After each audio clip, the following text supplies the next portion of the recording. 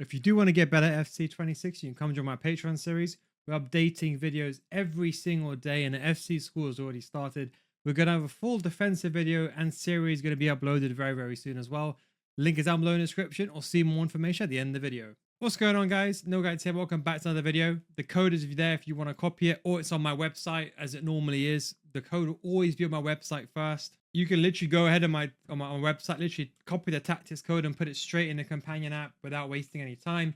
But as usual, this will be the one in detail. We're going to tell you what to change, why you should use this formation, how to change it based on your ability, and whether we like it or not. It'll be I'll be doing a complete disservice if I'll be lying to you and saying to you the 4-2-1-3 is the best formation in the game. The question is why? Now, whether I like it or not, the positioning of CDMs are always perfect. Now, in this one, we've got basically a box crasher, but let's have a look at when we lose the ball. Do you see where the CDM is positioned naturally? Okay.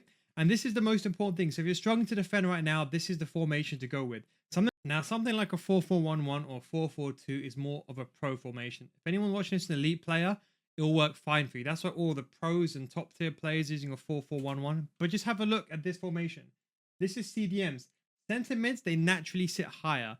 But CDMs in any formation, whether it's a 4-2-3-1 or anything like that, or 4-2-1-3 in this case, or 4-2-3-1 second variation, which is also a defensive variation of the 4-4-1-1, the CDMs always sit deeper. When you're defending, for example, over here, it's very easy to switch to your CDMs and recover. Have a look at this example over here. You can see I lose the ball, I get converted from a counter attack, and as you can see, my CDMs, although I'm running forward them, they're already going to the right place to go and defend the situation. Then I can just run back very easily and not stress. And even when the ball defaults, and let's say you get trapped outside your box, look how far the CDMs come. You see how far the CDMs come? They're basically coming inside the box. So I could just switch to them and defend the angle if I need to. Look at this. I can literally control this player, and I can just ignore the circle button being pressed here. That's my teammate contain button. But I can literally control this player and defend a situation where a center mid sit higher.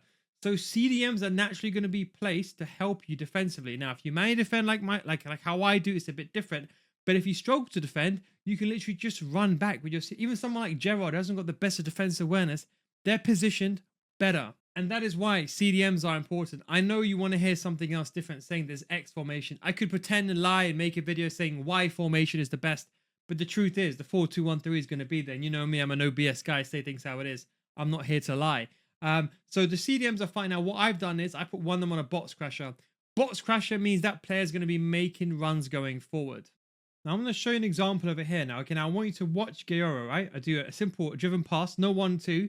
She's on box crasher. Do you see how she makes that run going forward? This is what makes CDMs more overpowered. You see that? Now I can create an overload and create this situation and score this goal. So I'm able to score this goal very simply because of that overload, which that box crasher causes. So in this situation, it's my right CDM. That's the box crasher. And this is where I think EA have messed up. CDMs were effective last year because they sat back and defensively they're very OP. But now also you can make them offensively very good. So I feel like they've just made the formation even more powerful if you're asking me, because they've nerfed defense, which is good. It's a good thing. Manual defending is good. They need to improve the jockey. The jockey's a bit slow, I agree. But that's a good thing. But they've indirectly buffed this formation, and then they made a box crasher, which has now made a CDM go forward if you want to, without an L1 trigger. So then they indirectly buffed this formation as well at the same time. So this is why it's probably the best formation out there for all levels. Now, if you are struggling defensively, you can put both of them a deep line playmaker defend and a fullback on defend defend. Now, this is important, guys. If you use this formation and you can't defend, you're not going to be able to defend with anything. Okay? It's like going into a Ferrari and being like, you know what? I can't drive this car. This Ferrari must be shit. Basically. That's basically the equivalent. So what's very, very important is you understand it's not going to be the formation. It's going to be your gameplay. Look, hate me now, love me after. Trust me. I'd rather you improve. Hate me now, me telling you the facts of lying to you. When you improve after, trust me, you will thank me after. The cams on Playmaker, I would personally recommend a Shadow Striker here. This is what I use. But I think for the mass majority who struggle defensively, the cam being on Playmaker, the benefit is they're not that far forward. They're just helping the defense a bit more. So when you get turned over and you lose possession, at least they're going to be closer to your CDMs. So without the ball, you can help defend. Left wing and right wing, both of them on inside forward. I would only go towards like an attacking or roaming if you know what you're doing. Any elite player watching this, but I think it's not needed. AI attack is very much nerfed, not nerfed, but it's not very proactive and dynamic. But attacking is easy, defending is hard. So I don't think you need a player to be staying forward. Maybe one at max. The striker advanced forward I think is the best all rounded. If you're asking me, you have one singular striker. That's why I prefer the shadow striker, because the shadow striker kind of makes runs beyond the striker. That's why I like it. And the way that I play this is I put one of them on a box crasher. So in this case, now I put Marion on a box crasher. So she makes those runs going forward by herself. That means I'm left with one CDM. But I obviously, when I'm defending, I'm not running out on my final CDM. So watch your gameplay back, understand what you're doing. And then what I normally do is I just put it on deep line playmaker build up. So when you're actually in possession, you're going to have one CDM sitting in the middle. Mariona will be alongside her, but then Mariona will be pushing forward, whereas Gaora will be sitting. So that is the key with this system. So I've got one player sitting, and then the fullbacks, I've got them on balanced. You can lead them on defend. I personally lead them on versatile. I actually really like it. They're basically like balanced, but they sometimes dynamically move depending on like where the ball is. So if you've got the ball on the inside, they're going to push more on the outside, stuff like that. It doesn't really work as fluid as I'm talking, but it does help. And I actually really like it. I think it's the way to go. But I said to you, I don't use my fullbacks to attack because I've got enough attacking force up front.